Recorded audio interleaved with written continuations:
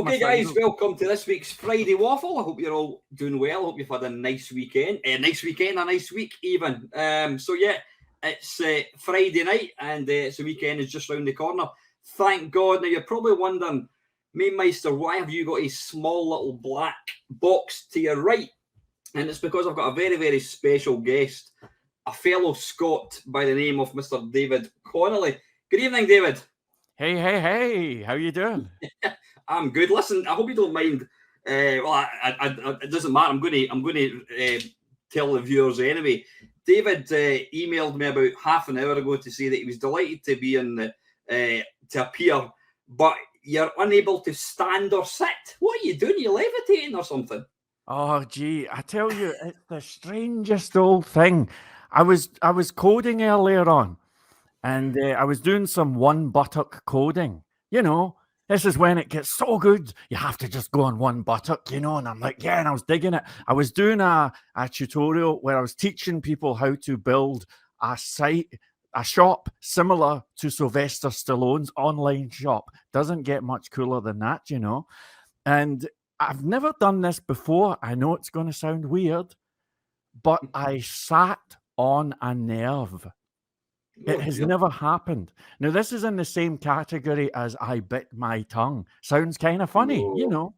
But let me tell you, holy moly, this happened. I nearly went through the ceiling. And I was like, well, okay, it happened again. Stood up, happened again. So basically, I'm just laying around here like a porn star, you know. And I do apologise for that. I'll leave that vision with the viewers. So you literally pulled a muscle in your buttock? I don't think it was a pulled muscle. I went straight to Google. Apparently, there's a nerve. I think it's called the sciatic nerve, something like that. And it's around that neighborhood. And what can I tell you? It's the strangest thing ever. But yeah, man, it sounds kind of bizarre, but I sat on a nerve. So were you kind of like sort of like, I mean, when I'm working at home, always I'm sat in a chair at my laptop, and to be fair, the chair I sit on is not the comfiest, and I tend to kind of move I don't know why I'm doing it. I'm doing it right now. You move your weight from cheek to cheek to kind of try and relieve it. Were you doing a bit of that? Yeah, precisely. And basically, I just overworked one of the cheeks, you know.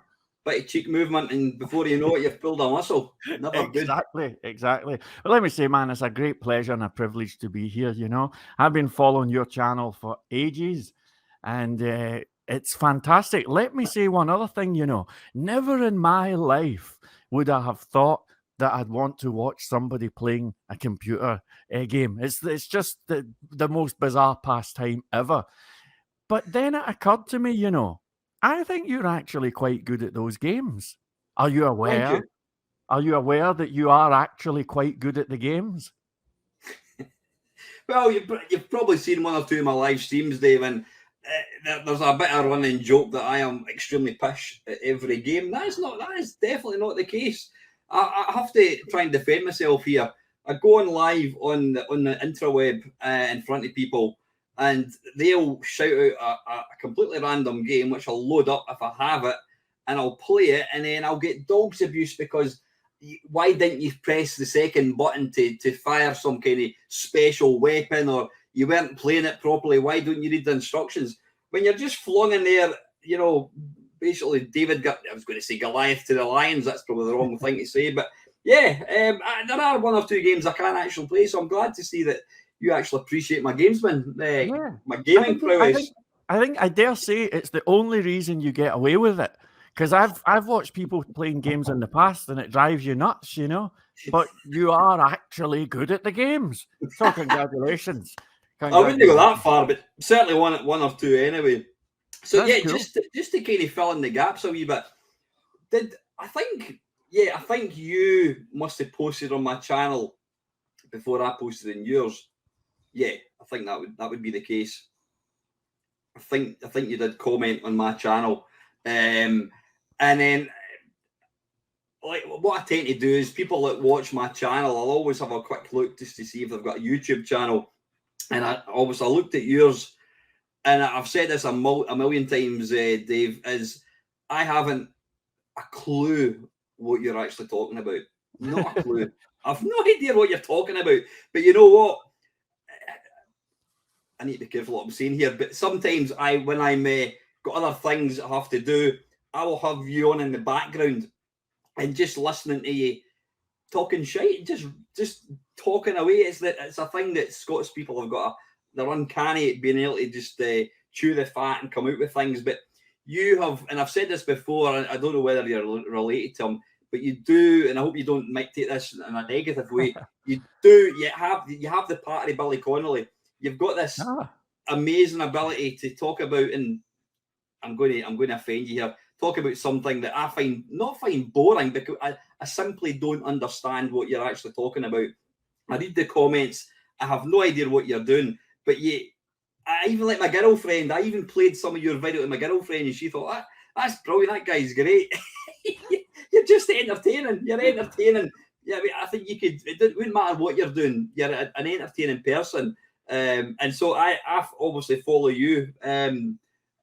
And obviously, one of the things that kind of brought you to the kind of fore for myself was a few months ago, probably more than that. Actually, it's funny how when you say something like a few months ago or a few years ago, it was actually 10 years ago. Somebody told me, have a guess, when did the pound note get taken out of circulation in Scotland? Go and have a guess. Oh, gee, well, it was.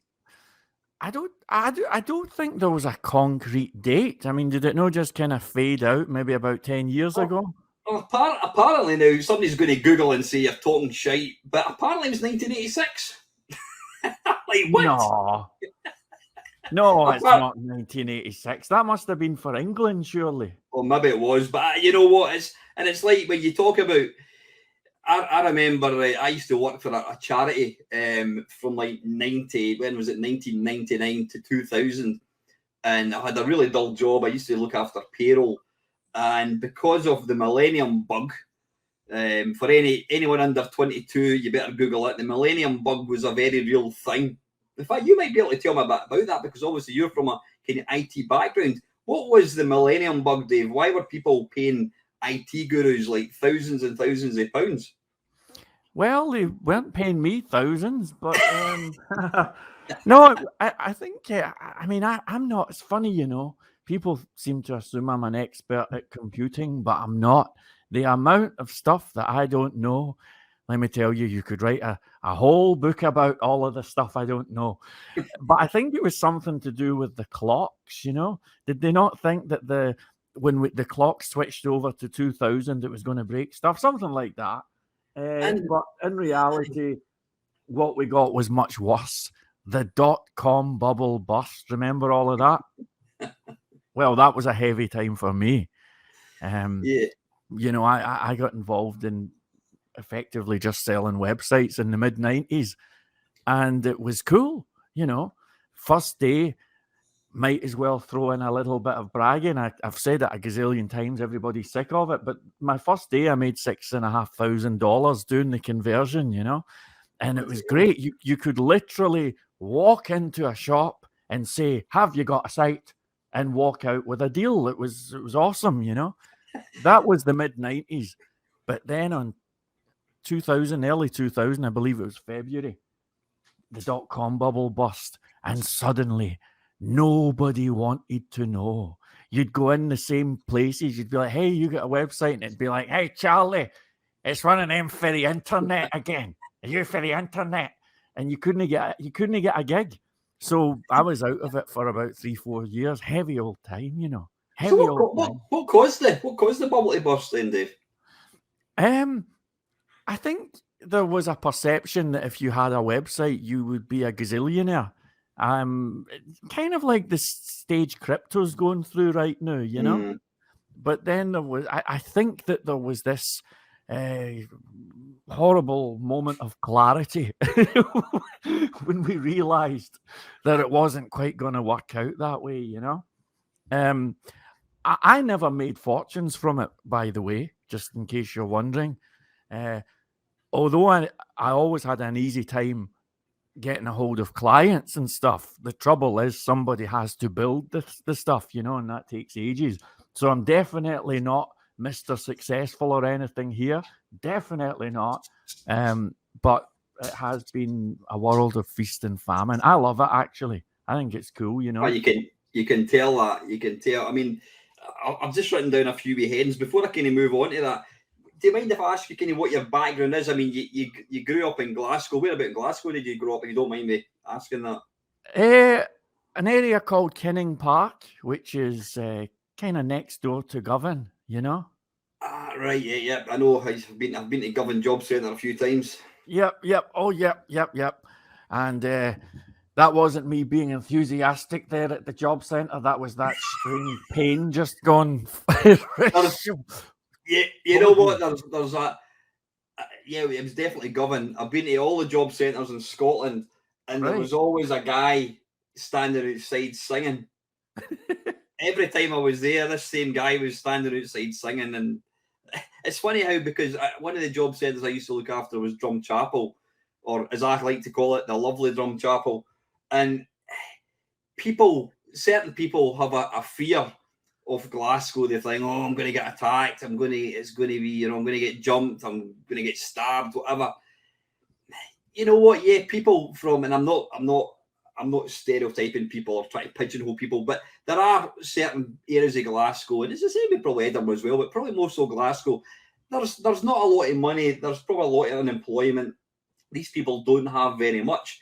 But although my family come from Edinburgh, I was born, in fact, I might be appearing in a documentary all about Livingston, because I was one of the first, I think I was one of the first 10 children to be born in Livingston. We moved from Edinburgh, or Leith.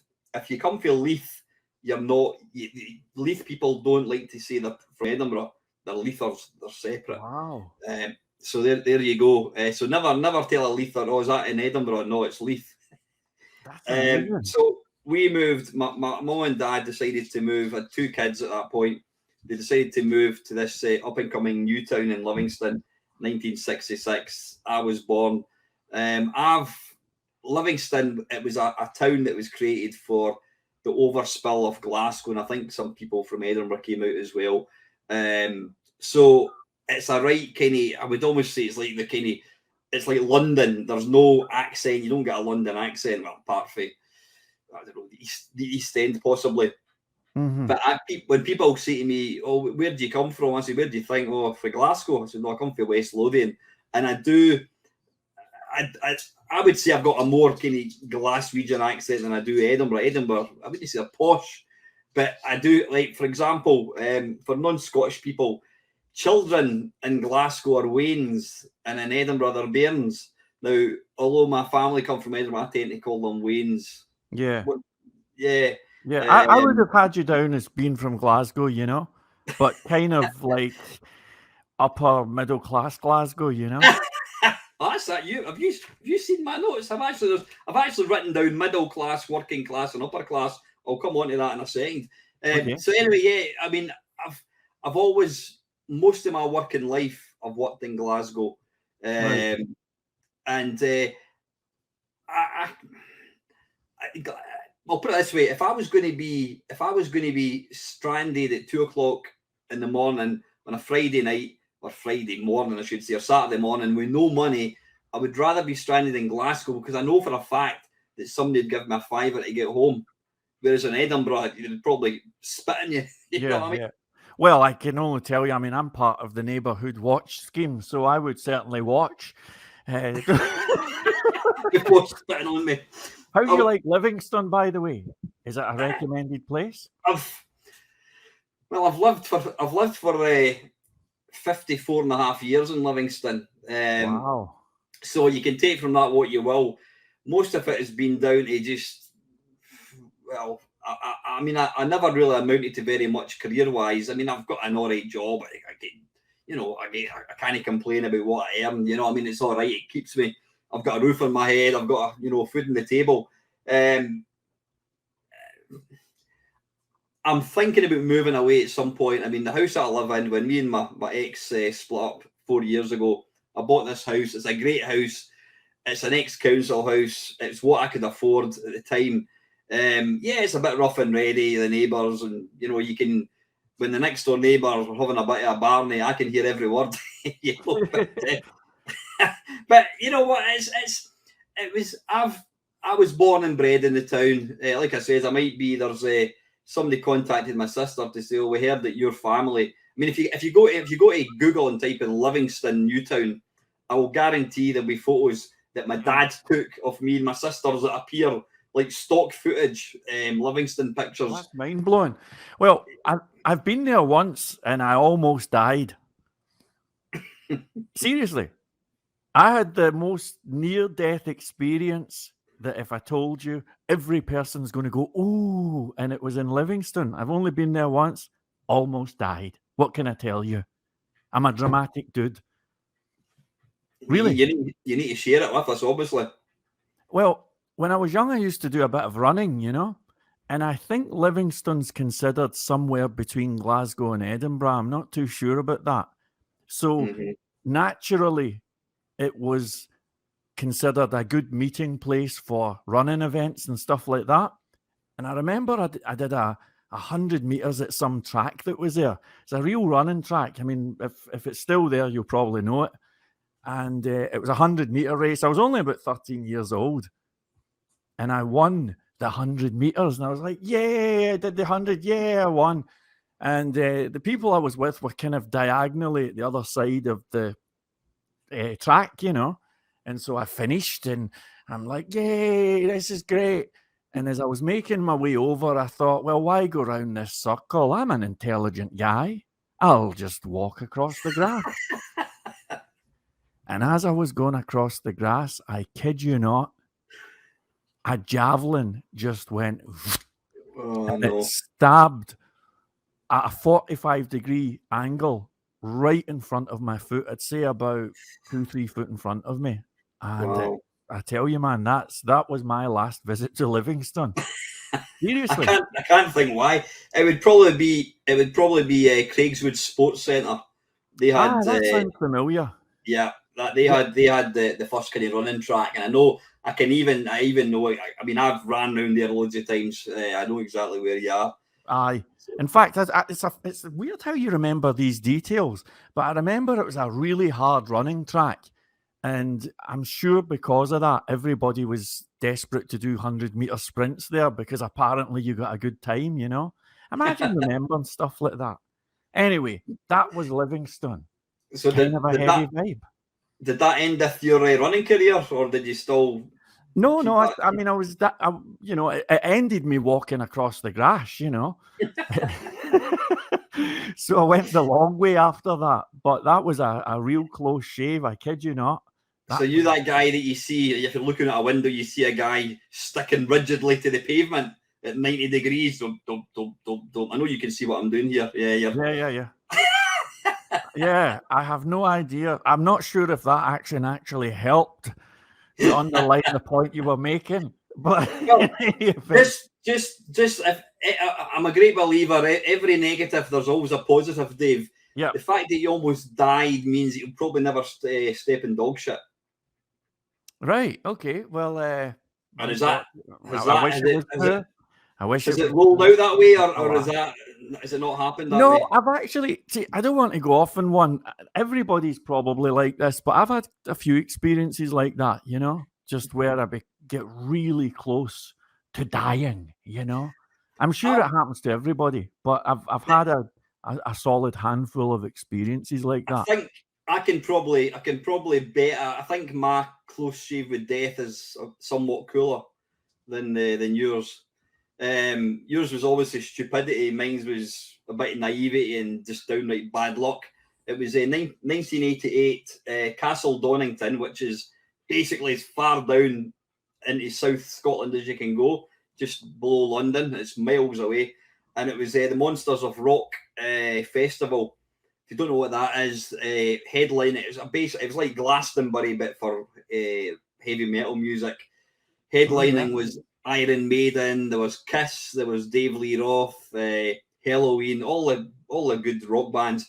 And there was this small American group that were coming. This was their very, very first gig in the UK. They were called Guns N' Roses. So what I wasn't really a rocker at that point. I had pals who were rockers, and I was like always on the periphery. Nobody really spoke to me. I was just this wee guy. I didn't have the long hair or anything. But we went down to Donington, and I remember we went to a rock club in Bathgate on the Friday night. So I'd got up in the Friday morning, went to my work, came home, washed my hair, blow dried my hair as I did back then. I think I had a moustache at that point, looked ridiculous. Not like my beard now. And then we went to this rock club about 8 o'clock at night. The rock club finished about 1 in the morning. Now, normally you would jump in the bus and go home. At that point, we then got in a bus and we drove for about 12 hours. And I thought, I'll be fine. Once I get on the bus, I'll be able to go to sleep. No, there was everybody was shouting and throwing bottles and playing this really loud rock music by this new band called Guns N' Roses, who I'd never even heard of. So when we got down to Donington, it's the Donington racetrack. They had this. It's right in the centre of the racetrack. If you imagine this oval track with the big grass, a bit like where you had your near-death experience, a track with grass in the middle, and at the bottom of the grass, you had this big stage. Now, rather naively, the organisers, there was 100, I think it was 117,000 people were at this gig, and it was on a slope. So if you imagine that at the bottom of the slope, you had the stage, and you had 117,000 people all kind of crammed and kind of leaning forwards. So we were kind of standing quite far back, and then when Guns N' Roses came on, my mate, all right, let's go to the front. Let's go to the front now. When you're like me, you're 5'6.5".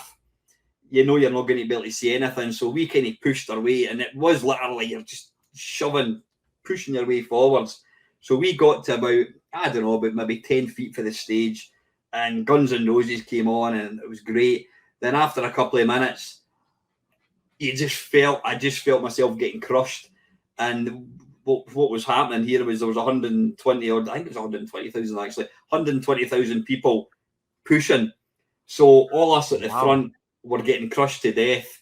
And at that point, there was people screaming. There was a girl next to me. She was screaming. And I had a bottle of, I think it was a bottle of water in my right hand.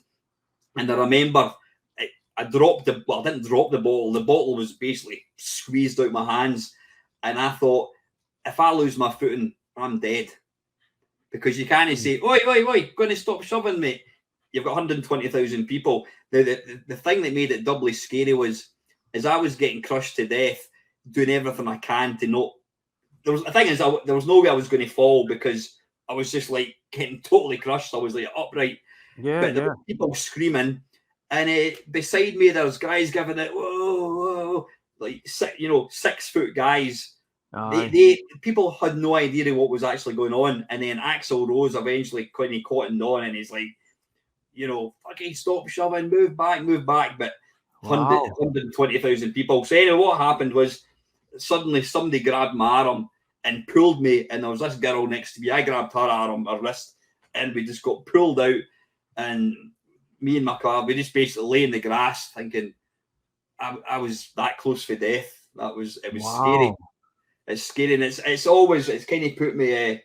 It's made me frightened. What do you call it? Crowds. Not going into a pub, but I would never want to get involved in something like that where there's a lot of people. So you've obviously got a fear of open grass. I've got a fear of. Aye, geez, that's mad. And I tell you what, it puts Axl in a whole different light, doesn't it? Well, to be fair, he did. And the sad part of the whole thing was 2 people actually got crushed. 2 people got crushed to death that day. Really? They died. But they didn't. I mean, they didn't make it common knowledge until after the gig. They cancelled it the following year, and then I think I went back 2 years later, and I think they'd reduced it to, I don't know. I think they moved the stage as well, so it wasn't on that kind of dip. And they also, I think I don't know, they cut it back to like 60,000. But so it's quite a kind of cool way to almost die. But I'm glad I'm here to tell the tale. That's mind blowing. That's very mind blowing. Jeez. Well, that's That's So certainly just set the just tone. before, when I was waiting for you to come on, I was watching some comedian, and you know what, he was doing impersonations or impressions, and he did Michael McIntyre. Now, if there's anything more irritating than Michael McIntyre, it's somebody pretending to be Michael Oh McIntyre. yeah, totally. Which brings me on to the middle class. The guy said, "Oh, Michael McIntyre is middle class." I was having a debate with somebody, and he says, "What class are you?" I goes, "I'm working class." "No, you're middle class." I said, "How am I middle?" "Oh, because you've got a car, you've got a house." What's your definition of class? What class would you say you are now? Oh geez, I don't know. I mean, what Is there a class? definition of class? Is it no tied into education? Possibly. Well, if you go to private school and your class is that middle? I don't know. But I think that the whole thing's a bit kind of a bit blurred, you know? I mean, look out your window, right? Most of the cars are less than 5 years old. But of course, they're being paid up, you know? Most people are using iPhones and stuff like that, and they're being paid up. Somebody once said that and I don't want to go all like some kind of a conspiracy nut, but somebody said, I think it was the artist Taxi Driver, that the greatest trick that the ruling elite pulled off was to have the working class all think that they are middle class. Do you know what I mean? Yeah. But I don't know. I feel as if I'm working class, you know.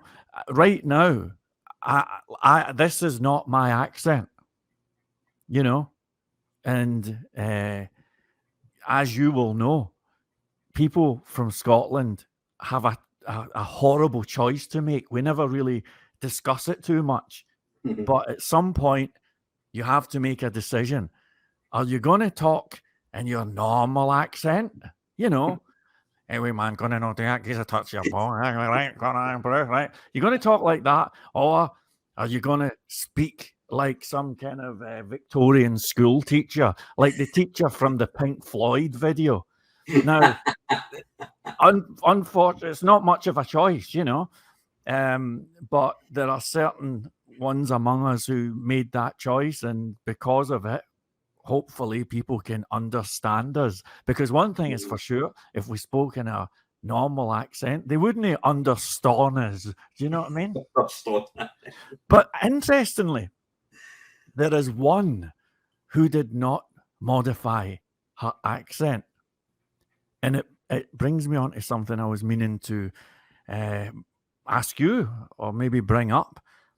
You see, I was thinking about the ideal list of, what was it, the dinner list of the people you'd I was like going to to... ask you actually. Yeah, just for people who've maybe not watched last week's Friday Waffle, I was talking about something and I thought, who if you could have your dinner party, there you go. We must be middle class or upper class.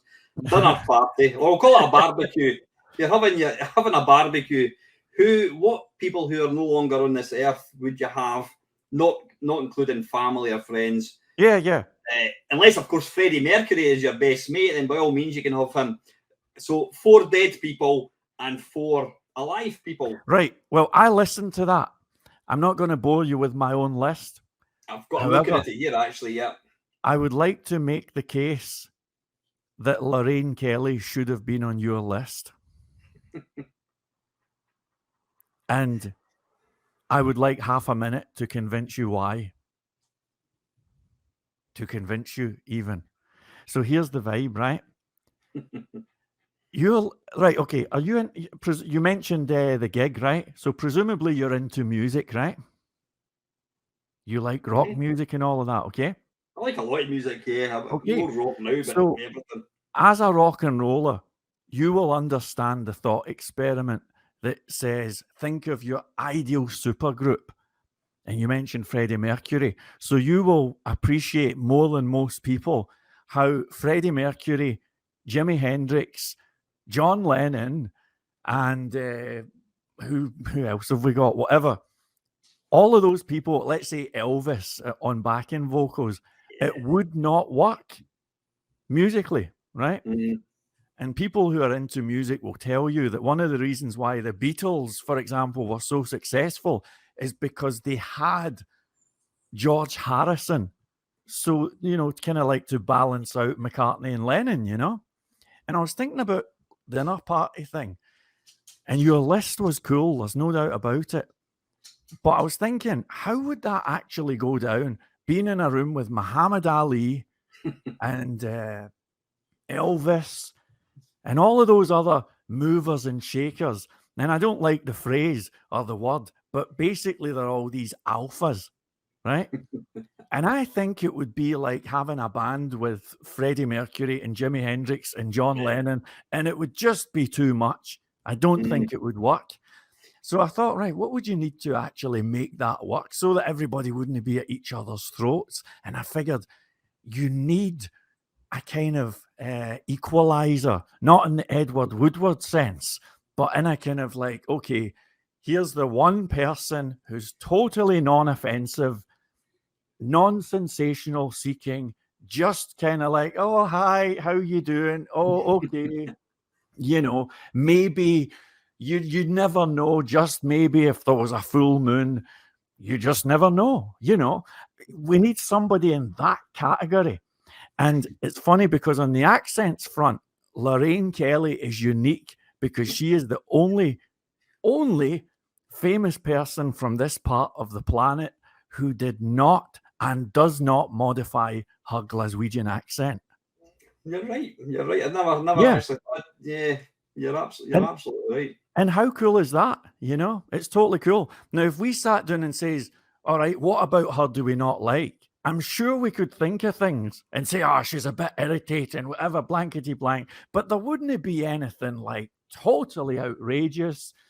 She'd just be kind of like, okay, it's Lorraine Kelly, fair enough. That's about as much as you'll get. And so I would like to put it to you that Lorraine Kelly must be on your fantasy luncheon or whatever it is. Yeah, I think she's going to be the balance. You're absolutely right. It's interesting what you're saying. I was watching I'm a massive Elvis Presley fan. I was actually meant to be, the reason I had to do my Friday Waffle, record it last Thursday and then put it out on the Friday, was because myself and my girlfriend were going to an Elvis tribute in Livingston. So we got all dressed up. I had a shower and I put a clean t-shirt on. And as we're driving into the car park, it's usually really busy. And I'm like, oh, that's strange. Oh, that's good. It means we can park at the front. As we drove around, there was not a single person in the car park. Like, this doesn't look good. And of course, the place was shut. So Elvis has indeed left the building. I checked my phone. Apparently, it's been pushed back to I think it's the 10th of March or something. So yeah, I was gutted. But yeah, I do like Elvis. I think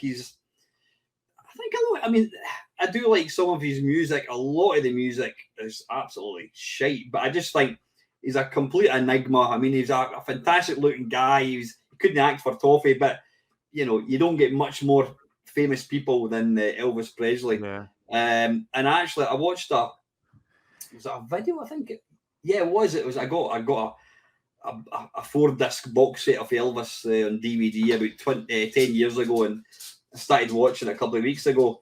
And they said that obviously Elvis, I don't know when he first came out. He came out sort of early 50s, I think it was, and he was huge. And then as it got to kind of the start of the 60s, he started to become a bit. He looked ridiculous. I mean, who else would wear a white jumpsuit with sequins on it and just looks nonsense? And then suddenly you had the Rolling Stones and you had the Beatles, and then within a few years the Beatles were like the biggest music. They're probably like the most famous people in the world at that point. And they set up, I think it was, what's his name, Colonel Parker or whatever his name was. He set up a meeting between the Beatles and Elvis, and they were both Elvis and the Beatles were nervous to meet each other. And there was somebody else there at the same time, and then the Beatles went to, I was going to say Neverland, that's bloody Michael Jackson. By the way, folks, I've got a ticket for Amy Winehouse and Michael Jackson at the O2 Arena next Saturday. Tickets are 150 quid. Give me 20 quid, you can have them. Anyway, so yeah, apparently the Beatles turned up at not Neverland. Where did he stay? Graceland. They turned up at Graceland, and they said that it was really awkward. Neither the Beatles or Elvis really knew what to say to each other. And then somebody brought a few guitars round, and then within 5 minutes they were just singing and playing the guitars, and cool. it was great. And he said that they never caught any. If you had a recording of the Beatles and Elvis singing, you'd be a millionaire. But it was fine when they were making music, and then after it became awkward again. I think obviously John Lennon was a complete sort of pacifist, whereas Elvis had been in the army, so it was very awkward. And then they parted company, and they never ever saw each other ever again. So that just kind of confirms what you're saying, that you put 4 people together, it doesn't necessarily mean they're going to bond. Yeah, interesting. And the funny thing about Elvis, I'm not much of an expert, but I get the feeling that nobody really knew him, Maybe I'm wrong about that. But like, you can look at books about people like John Lennon or Freddie Mercury or something, and there's no shortage of people saying, well, let me tell you, he was really shy and he was into this and that and he liked painting or whatever. I've never heard that with Elvis. Maybe I've not been watching enough documentaries, but to me, it's like the dude is kind of a mystery, Nobody really got beyond that surface level with Elvis, as far as I can tell. And what I find particularly shocking is the fact that I'm about 12 years older than what Elvis was when he died. You're like, what? He's only 42 years old. Is that a fact? He was 42 when he died. Holy moly. Are you sure? Yeah, he was 40. Let me just do a quick check. What is middle class? No, well, somebody else can Google that. Bizarre. What did we say? What age was Elvis? Oh, what am I putting? What age? There you go. He was 40. He was born in 1935 and he died in 1977, and he was 42. That's mind blowing. So every time I look at Elvis, I'm older than that guy. That's mind blowing, isn't it? Yeah. Not as mind blowing as the cops. Is it just me, or are the cops just getting younger and younger? They're wains, aren't they? What's going on there? You imagine getting lifted and you'd be like, behave yourself, get your hands off me. I know, exactly. Wait and kick a football against somebody's door. Aye. Oh, well, what I was listening to Tam Cowan and whatever his name is. They have I'm not, and here we go. This is similar to me watching your channel. I'm the most anti-football. Not anti-football, that sounds ridiculous. I don't have any interest in football at all. I really don't. I watch Scotland when they play in the World Cup, and that's about it. But I like listening to Tam Cowan and whatever his name is. It's all about, what's it, off the ball or something, I think they call it. It's on the radio. Radio Scotland. It's hilarious. I listen as well. It's brilliant. It's absolutely brilliant. The phone-in's better than the game, And they were talking about people, what age they were. And here, this is a fact. This is what Tam Cowan said. Do you remember George and Mildred? Oh, no, you've got me there. George and Mildred. Apparently George, I think he was like 40 when he was in George and Mildred, and you look at him and you think he was about 60 or something. He was 40 years old. Wow. So mental. Absolutely. Well, I'll need to look that up, and I'm sure once I see George and Mildred, I'm sure there will be an incredible moment when I say, wow, that dude is young. Probably if you saw him now, you would like. It's like when you watch like all the Carry On films. I remember as a kid thinking, like, I don't know, I was going to say Barbara Windsor. I didn't like her, but then when you look at her as a mature male like I am now, and you look at her then, she looks about 20. You go, oh, she was a bit all right, you know what I mean? But when you're a kid, you look at somebody. It's like my granny. I mean, my granny. When I was born, my granny was old, I mean, she was always old. She was just my granny. She was a lovely person. She was 105 when she died. Wow. When I think about it, she would be when she first became my granny, or I first became her grandson. I was probably older now than she was back then, but to me, she was like 70 years old forever. Yeah. That's pretty amazing, and maybe, geez, I'd love to find out what the secret was there. I mean, did she live in the city, or how did? No, she lived in Leith, right? So it must have been all that fresh sea air. The thing is, she was, my granny was, I suppose you could say, she wasn't clinically obese. She was morbidly obese. I mean, she was like a big woman, all her life. Really? She got to 105. And she got to 105. I mean, she'd obviously slimmed down at that point because she wasn't eating as much. And the sad thing was, my dad and myself used to go and see my granny when she was in the home. She was like 104, whatever, 105. And then my dad, he got COPD, and he died very suddenly. He went into the hospital when he was 78. He went in on it doesn't matter. He went in on the Wednesday, and we thought it was just going to be, he had a bit of cold, whatever. It turns out it was pneumonia. And then we reckoned that he was going to be out in a couple of days. And then we got a phone call at 2 o'clock in the morning to say that every single organ had packed in, and you better get your arse in if you want to say cheerio. And he managed to hang on for about 5 days before he slipped away. But me and my two sisters and my niece were all holding his hand and just telling him to go and see my mum. COPD is a lung condition, right? Yeah, it was. My dad worked with asbestos all his life, although he was he never officially had asbestosis. He worked in the shipyards, and when I think back to, like, my dad used to work, and this is funny. He used to work in a factory in Livingston, and he used to be on call every couple of weeks. Yeah. And some days you'd get a phone call, the alarm's going off, you need to go up to the factory. So I would go with him up to the factory. Some days it'd be like 2 o'clock in the morning. We'd go in this factory, and there's these big, massive. They used to make like Lenore. They made the Lenore stuff that you put in your washing. That's what they made, and they had these big, gigantic. I can only describe it as like massive, big bowls, like with powder in it. And this thing would like stir it like a large mixing bowl, but this thing was like maybe about 20 feet across, and it was about 20 feet deep.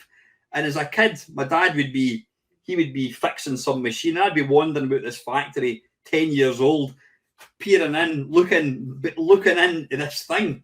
Wow. I could have quite easily toppled in, and yeah, that's mad. Never. And I'm doing a Billy Corn. I'm going completely off topic. That's all right, man. I'm saddened to hear that. I've heard of a few people getting it, and I don't want to like say, and here's the consolation.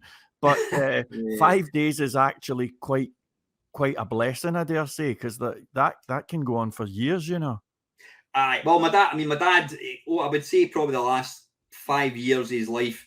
I mean, my dad was very fit. He got me into running. He used to play rugby. He was a really, really fit man. He didn't look his age at all.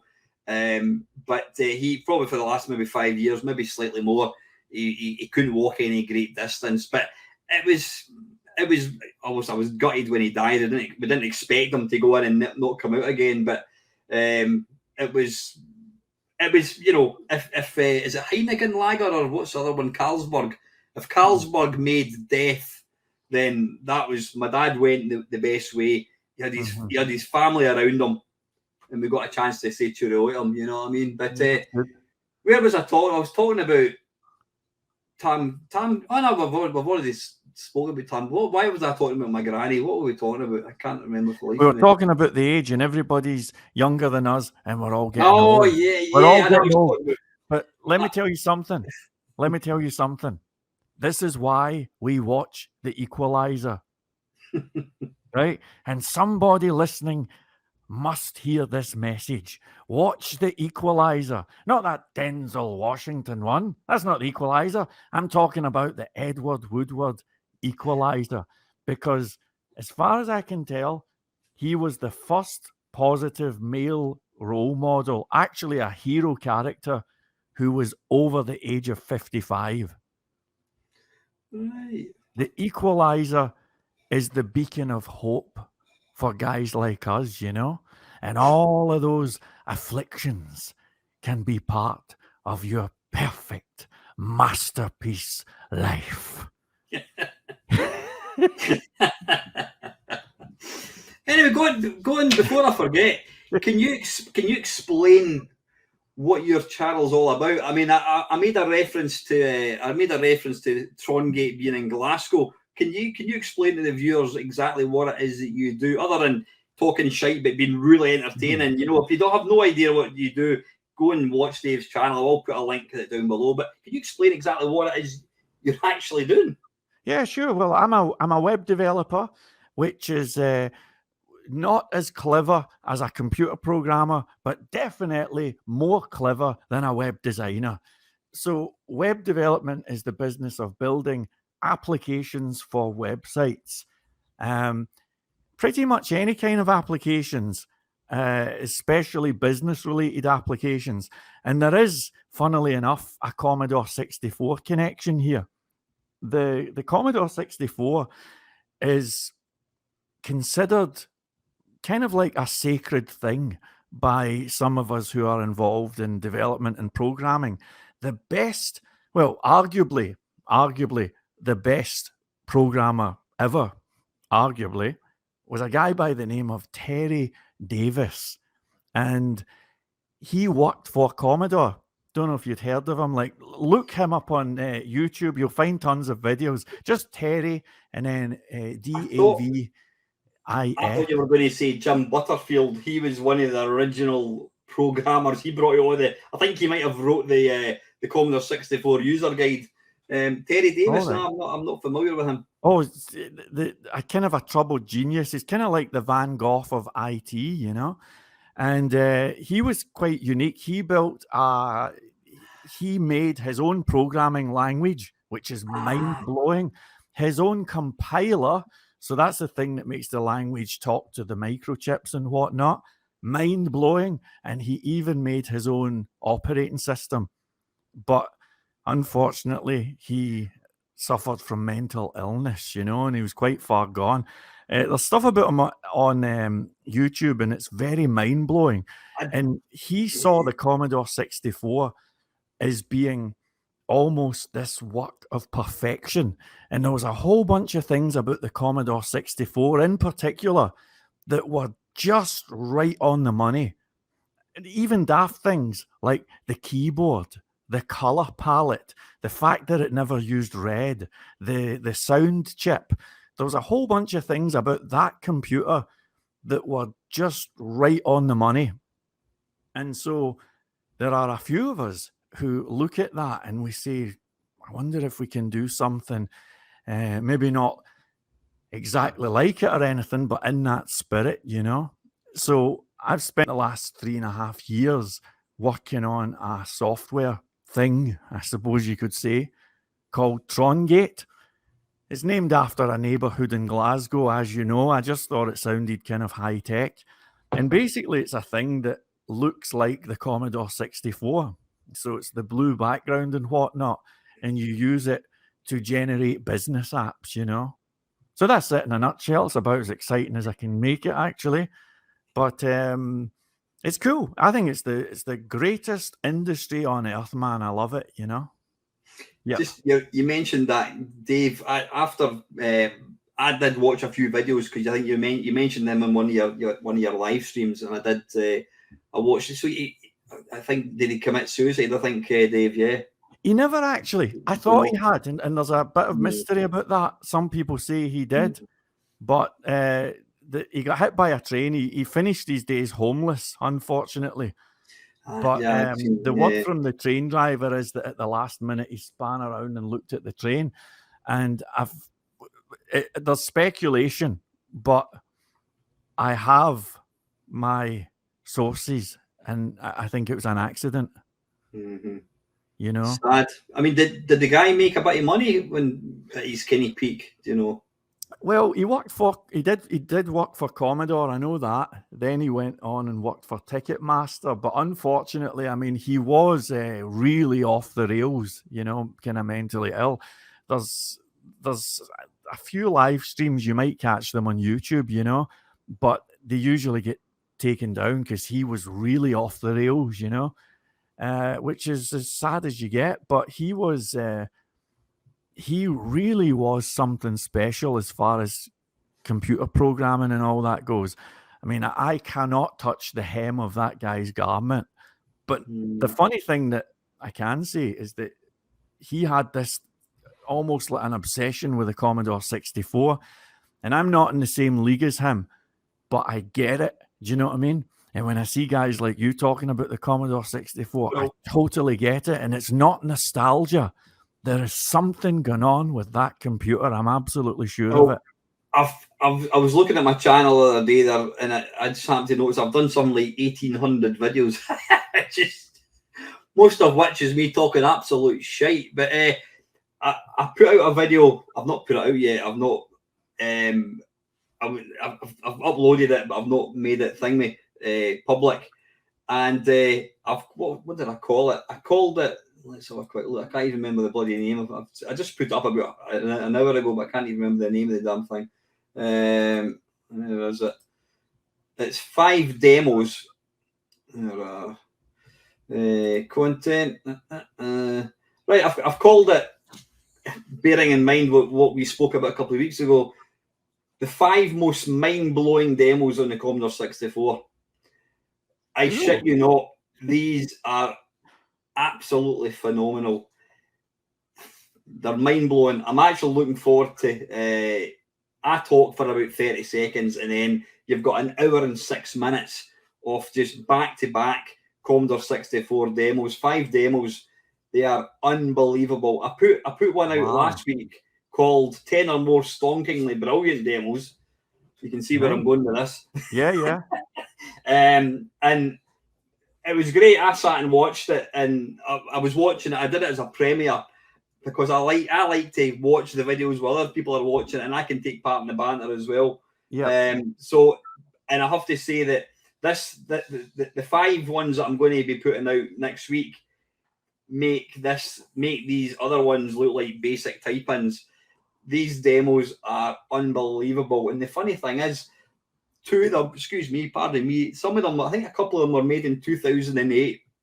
There was a couple made in last year. I think there was one made in 2015. But if anybody has got any doubts about what an unbelievably incredible computer the C64 was, then watch that and then come back and tell me that it's shite. Oh, I can't wait. That's going to be fantastic. And trust me, you want to watch it, and if you've got a big fuck off TV, watch it on the biggest TV possible and turn the sound up because it is absolutely mind blowing. I was sitting. I mean, I'm on holiday today and yesterday. I'm on holiday today and tomorrow. So as you do, I thought I'll make a video, and I sat here recording it, and I was just sitting watching them on a really tiny wee screen, and I actually forgot. I think I've seen 3 of them. I think I've actually put out videos previously to them, but they're just mind blowing. They really, really are. So anyway, sorry to take away. Awesome. I'm looking forward to that. Can I just ask you on the subject of Commodore games, and it's just one of these things that was on my mind. Do you have any kind of like I don't know, like how some people have got a Barry Manilow album hidden, their secret shame or anything? Do you have any like duff games that are kind of rubbish, but for some reason you invested hours playing these games? I think when the Commodore 64, I can't think of any game. There's plenty of games that I looked forward to, and it turns out they were crap, like Way of the Exploding Fist 2 and whatever. On the C64, that was good. That was a good one, I thought. Well, Way of the Exploding Fist 2. Yeah. That was disappointing. They turned it into a kind of an adventure, a scrolling sort of like karate champ type thing. You walk from left to right. In fact, you can walk left to right to left. But they took away a lot of the moves, and it just, I mean, the original Exploding Fist was, in my mind, one of the best video games ever. It's awesome. Even the music now is just unbelievable. I can't think of any C64 game offhand that was rubbish that I really, really liked. But there was one game in the Spectrum back in the 80s. I had a C6. I started working in it was called Woolco. It was Woolworths, but it was a superstore version in Livingston Centre. So I was working there collecting shopping trolleys. I was still at school at that point, and I was aware of computers, but my mum and dad, they were like, "Can I get a computer?" No. And that was the end of it. Well, they did. They bought my Texas, which at that point was rubbish. But probably anyway, worth a fortune these days, you know. Probably. But I saved up and I bought myself a C64, and I loved it. And then when I met a mate, what's called at school, and he had a Spectrum, and I'd obviously seen a Spectrum in a magazine, and I went up to his house and he loaded up this. When I first saw the Spectrum, I couldn't believe. I went, "Is that it?" It was, it was the same size as that piece of paper. It was like tiny, and it had these rubber keys, and I'm like, that's not a computer. A computer's like big with proper keyboard. No, that's a Spectrum. And he put some games on, and I just thought it looked terrible. I thought, look at the, as we now call it, colour clash. Look at that, all the colours bleeding into each other, and the sound is like it's like the sound that you get in a bloody Casio watch. I just thought it was god awful.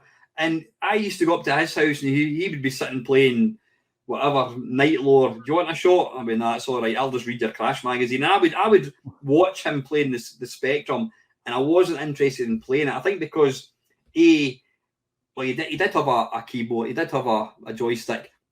But if I was going to play a two-player game, I would have to play with keys. I can't use keys. Plus, look at this thing; it's tiny. I can't use keys in that. So I never, ever played his Spectrum. I would watch him playing it. Then he would come down to my house, and we would play two-player Operation Wolf, two-player international soccer, two-player Way of the Exploding Fist, whatever.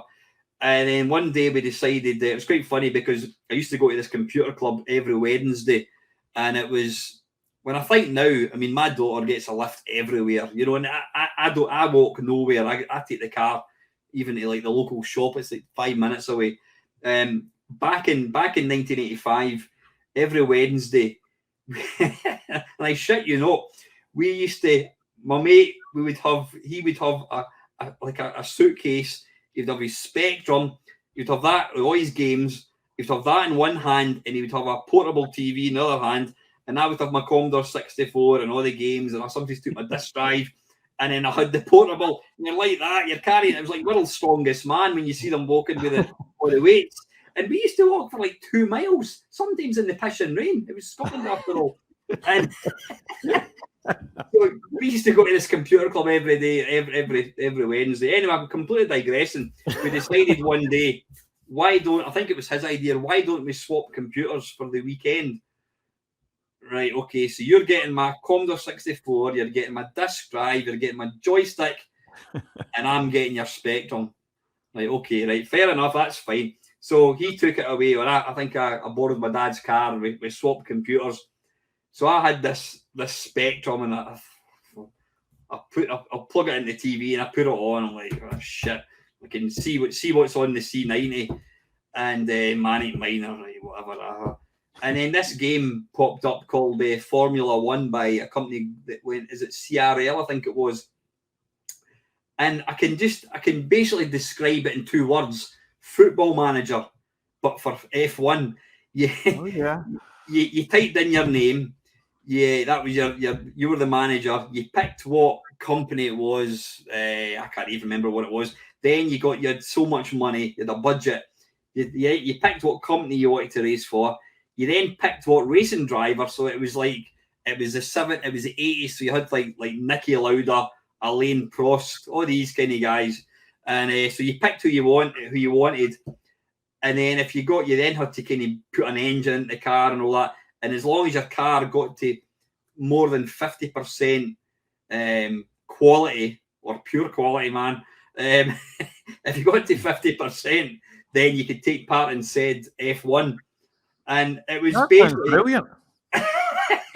all you were doing was looking, and then you see the car. I mean, it was like the Spectrum had bright graphics, had black, green. My colour was always yellow, so I always picked a yellow car. So you saw them, they'd go, and then you get the lights, boop, boop, boop, green. Zip, zip, zip, zip, zip, zip. And then now and again you would go, where's the yellow car? And you'd see it going, and it'd come up, yellow car or whatever has blown a gasket. And then it would drop you into this overhead view where you controlled using the keys. You controlled like a guy here to put the tyres on, whatever it was. But that was it. Zip, I suppose it's like real Formula One. Zip, zip, zip, zip. And it come up like lap 52, 53. And then it was so addictive. It sounds brilliant. Looking at, I could actually. Do you want to see a quick video of it? Aye, sure. You want to let me have a quick? See, that's one of the curiosities, isn't it? It's the games that you spent time on. You look back and you're like, man, why did I do that? Here we go. I used to spend hours playing Barry McGuigan's boxing. Oh, I love that. Did you ever? That was brilliant. What I think. Was it Razor? Somebody another? Ruddock? Oh no, that was a real boxer. I was going to say Razor Ruddock. Yeah, there was a real boxer. I never managed to complete. Is it Boom Boom Barnett? He was one That's of them. right. Aye. That was a brilliant. With white trunks. Imagine remembering that, and his matching white gloves. And you had that's when you could either be black or white. Oh, I spent years playing that game. I don't know why. Activision. Was it on the Commodore 64, Dave? Yeah. What was it? It was in the Commodore 64, and I don't know why. You look at it now, and it's just awful. I've no idea why, but for some reason, I think they had some kind of bizarre randomizer going on, and sometimes you'd throw a punch and it would land, and sometimes it wouldn't land, and it drove you crazy, you know. The thing is, you never bothered about saving your health. You just held the joystick to the left and go boom, boom, boom, boom, boom, boom, boom, boom. And then you'd see the guy going like that. His head would flip back and then he'd collapse like a bag of spanners. That's right. Aye. Just what you're talking about. I want to, just for old time's sake. Where is it? Right. What I'm going to do is I'm going to share the screen. I'm going to share this screen. Hopefully this will work. Screen 2. There you go. There we go. Right, listen to this and basking in the nostalgia of Barry McGuigan's boxing. Here we go. All right.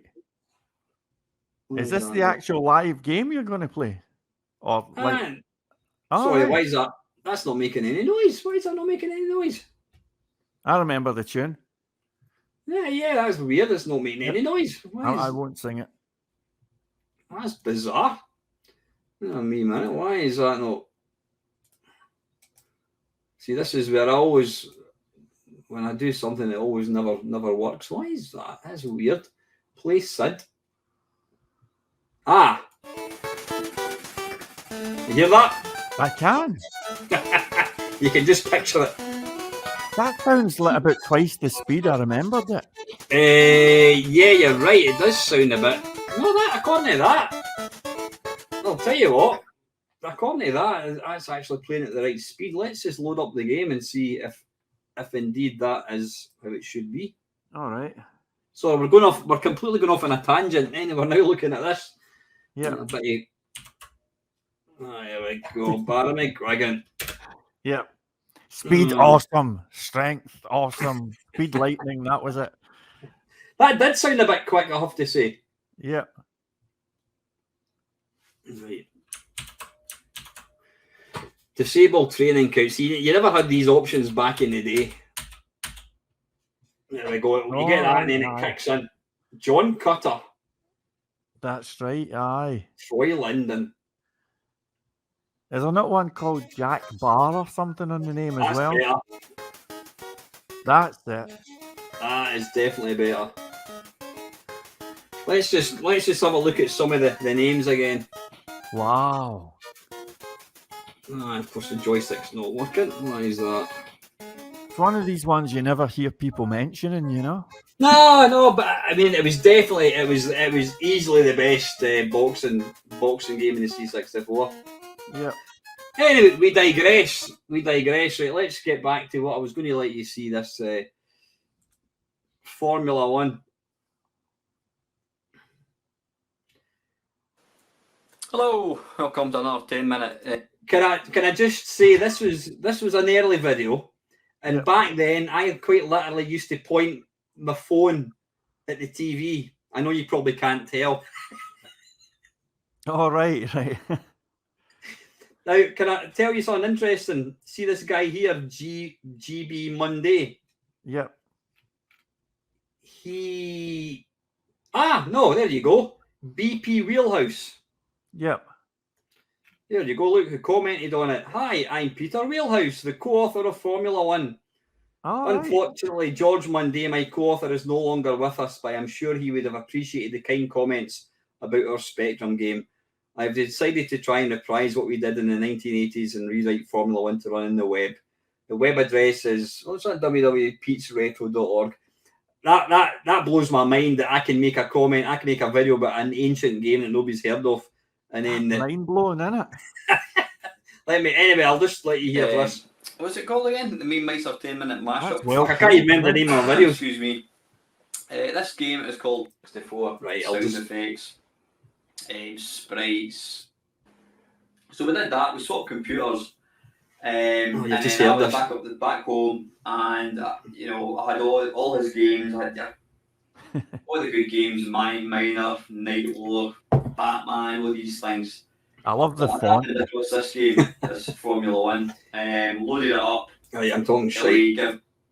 I'll just skip to that. I'll skip to the action. Okay. Here we go. Excuse me, guys. Again, I'm bent over here trying to press the keyboard. How wonky is that screen? See, continue. Cool. Oh, I don't believe it. I'm just. Damn it. That was stupid. Oh, man. Alright, anyway. I can't do anything about it. So, what we need to do, this is now the Brazil Grand Prix. I've noticed I've not got the sound plugged in. Not that there's a lot of sound in this game, but there's something. You just need to imagine the sound. Oh, yeah. A real Spectrum, it's a Spectrum Plus 2. Oh. So you just watched the thing having managed all of this, I take it? That is that. And that is the game. Wait a minute, did I get any sound? There we go. Oh, there we are. That's amazing. How long does the race go on for? You get up. You can see up there, it's lap 10. The race played in front of you. Now, it probably looks a bit shit, but believe you me, when you've actually got a player, when you've actually got a car in the race, it's quite exciting. Unfortunately, I foolishly pressed C to continue, and my car wasn't even 50%. It wasn't even, I didn't even have a 50% rating, so I wasn't able to take part in it. That is the game. So, I mean, I do apologise. We'll just need to sit and watch this just now. That quite literally is the game. I've ever seen. You know what? It is oddly compulsive. It really is. So bizarre. It's brilliant. And then you get, I don't know if I've... Do you not even have an overhead view or anything? Like, you've no idea. Here we go. This is the most exciting part of it. Right. If you inflict any damage, then the car comes in and then you've got to control. You get to use... All right. So now the action kicks off. The guy's raising his hands with joy. Yay! It's great. Yay! Yeah. 12 seconds. Bloody hell. Oh. Yay! Must have pulled into Quick Fit. They're giving him 4 new tyres. Even though 3 of them are absolutely fine. Exactly. Oh, so anyway, what a genius mind. What a genius who thought of that, you know? Brilliant. Absolutely brilliant. As I said, it was Football Manager for Formula One. That's brilliant. That was absolutely brilliant. That was bizarre. I mean, they had it. It was actually astonishingly realistic. I mean, that is exactly what it'd be like standing at the side of a track. Do you know what I mean? Just saved yourself 25 grand for a ticket, I suppose. But Aye, totally. I'm going to need to look that one up. What was it called again? Formula One by CRL. Right, that was great. If you've not got it, give me a shout and I can send you an emulator plus the ROM. Oh, I have to watch though. I have to watch. You know, once I get started, I won't stop. You know. Well, I started. If I'd let that video play, I started playing that. So anyway, I got this Spectrum from my mate, and I was like bored, and I loaded that up. Excuse me. And about 4 hours later, I'm still sitting. It's like 4 o'clock in the morning. I'm still sitting playing it. It was fantastic. That's absolutely mad. fantastic. Is there any particular game that you can think of, Dave, that you're sort of what's the phrase anyway? A pish game that you think's actually really good? Well, McGuigan's got to be top of the charts for me. I spent ages on that. I don't know why. I think what else? Microprose. I spent a lot of time playing that. The football one, you know. Oh, Microprose Soccer. Yep. With the big banana shots. That's right. Aye. Brilliant. That was... What else? Hyper Sports was brilliant. Oh, Hyper Sports is awesome. Hyper Sports is awesome. Aye, I'd asked you before about that. I've got a real technical question about Hyper Sports, and I'm dying to find out the answer. You know, somebody must know the answer. And it's all to do with that waggling stuff. I won't go into it again, but like, you know, I don't know about you, but I went through tons of joysticks playing those waggling games, you know? Yeah, you know, like it's interesting you say that, Dave, because I mean, I love waggling my joystick like the next man, more so than a lot of people. I love these types of games. And I never, ever broke a joystick, mainly because when most poppers were using your quick shot 2s, where the hell did I put it?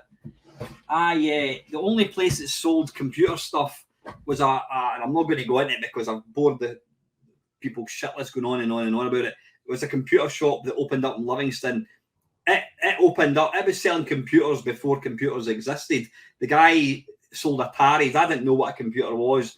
And then we found out about this place, and we used to go every Saturday and just stand and look at the computers. There was things like Bruce Lee, and it was amazing. And when I got my first Commodore 64, I bought this. This was the joystick. This is called the Boss. Oh, right, cool. It is beautiful. It's more like kind of analog. I mean, it's not ideal for a quick sort of twitchy game because instead of going click, you've got to go. Yep. So there's a fair bit of movement. I waggled that an awful lot, and I never ever broke it. So I never went through any joysticks. So just interesting. I went through dozens of them, but the thing is, maybe the waggling was in vain because maybe. Like this is the main technical question I've got, and I know that you've got people who might know the answer listening. Is there a point of peak waggle where it does not matter how much faster you go, you're going to do the length in 30 seconds and that's your whack? Or is it technically possible to write a script or something that does 10,000 waggles a second? And if that's the case, could you theoretically do the Daley Thompson's decathlon or something in 2 seconds, you know? So in other words, is it theoretically possible to if you wrote a script that could waggle the joystick 10,000 times a second, you'd basically complete it instantly. Exactly. And it's $1 million question because tons and tons of joysticks have been knackered with those games. I'm glad you were okay, but you know, I spent fortunes on them, you know. There is, if you play, you're probably aware of MAME. I love track and field. It's one game I'm actually not bad at, to be fair. But you can put cheats on in MAME whereby you automatically run at maximum speed, and if you do that, I think you do the 100 meters in like 3 seconds or something. All right, okay. So I don't know, would the computer not have to physically be able to count? So say for example, you wrote a script that was going to waggle the joystick 1 million times. I would imagine the computer, a Commodore 64, wouldn't be able to detect a million waggles, would it? Oh yeah, of course, right. So there would be a limit, but even with the Commodore 64, that limit, I'm sure it would be thousands of times faster than what a human being could possibly do, you know? And I'd love to know the answer to that. There's actually a course on Udemy. Somebody teaches how to build Atari games, and maybe it's worth looking at. I don't know. But it's one of these wee technical curiosities that has just it's just killed me over the years. Sounds daft, you know? Sounds kind of daft, but I wonder, can you imagine it? How feasibly quick could you actually run in a particular like track and Or field? the swimming. Remember the swimming with the space bar and breathing and all of that stuff? So like, is it possible hypothetically to do that in about 2 seconds? I see what you did. I see what you did there, hypothetically and hyperscope. Okay. Well, yeah. I'm going to tell you a true story, and I'm going to say this as if it's interesting. It's not remotely interesting at all.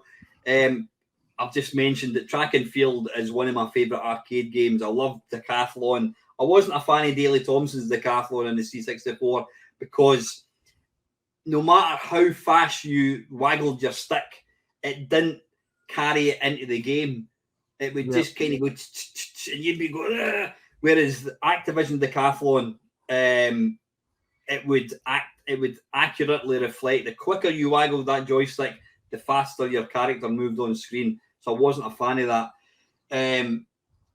What was I talking about? Track and field. Yeah, the Xbox 360. Microsoft brought out a thing called Xbox Arcade, where they brought out classic video games, and you could play either the original, so it must have been through emulation, but they also enhanced them. Although I never liked the enhanced version. So they had things like track and field, they had Gyrus, Centipede, Scramble, Green Beret, all the sort of classics. So I was all over it when I heard track and field was coming out for the Xbox, and it was going to be Xbox Live, which meant you could play against other people. I was so excited, and the sad thing was, it was never optimized. If you imagine a game like track and field, it's. I mean, I'm not a programmer at all. It's like it's programmed at kind of core level, so it's very twitchy. So you're waggling your joystick. So to try and replicate that online, I suppose back then the internet wasn't as good. I mean, you had broadband, but basically you meant it was like lag central. So you're playing against somebody else, and you're wagging your joystick, and then it would go, and it was like, it was terrible. It was terrible. So I just used to play one. I just used to play one player, and it had a high. You had high score. It kept the high score table of you and your pals, and it also kept the world, global, universe high score table. I shit you not. I was number 3 for a couple of weeks. I think it was the hurdles, the high jump, the the javelin, and I was about number. I'd be interested to actually see if it still existed where I was, but I think I managed it. It was easier to play on the Xbox, because if you imagine using track and field, it's like buttons going like you're going like that. You get an Xbox 360 controller. As it happens, I've got one here. Yeah. You only have to. I could put my finger and go and like waggle that, vibrate my finger really fast, so you could get much better speed than you could with playing the arcade. So I managed to get, I don't know, the hurdles. I got maybe like 9 seconds, which was like one of the top. And then a couple of weeks later, I noticed my score was nowhere to be seen, because people were doing it in like 0.1 second. Oh. And I don't know whether that's because they came up with some stupid thing whereby they could cheat, or else if you let the clock run and run and run and run and run and run, in other words, you run so far and stop just before the line, and then when it gets to like 99 seconds, it ticks over to like 0, and then you step over the line, and you've done it in 0.1 second. I don't know if that's Yeah, that's interesting. That's a good wee mystery to look into. That's pretty mind blowing. By the way, have you ever played winter sports? Oh, by Epix. I'm not sure. Yeah. You had the hot dog and That's right. That's right. yeah, I did. I used to love that back in the day. That's the best game for a group, you know, in my opinion. It's pretty cool, you know. Again, no pun intended. Oh, jeez. You're on fire tonight, sir. You really are. Yeah, well, maybe not. Maybe not quite, actually. Well, listen, man, this has been a pleasure and a privilege, and with your permission, I'm going to have to go get my pot noodle. My stomach's doing impersonations of Chewbacca here, you know. Well, listen, guys, we were going to answer some questions. I'm sure I'll be able to convince you to come back on again, Dave, because I was actually talking to a work colleague, and I'm going to name him Matt Renton. I said, I was telling him that you were going to be coming on the channel, and he hadn't heard of you. And then he messaged me, he goes, I've been tuning into Dave's streams. He says, he's absolutely brilliant. He's brilliant. So I think he's more technical than I am. So to be fair, a blind baboon would be more technical than I am. But Matt loves your stuff as well. Like I said, I haven't got a clue what you're talking about, Dave. But right.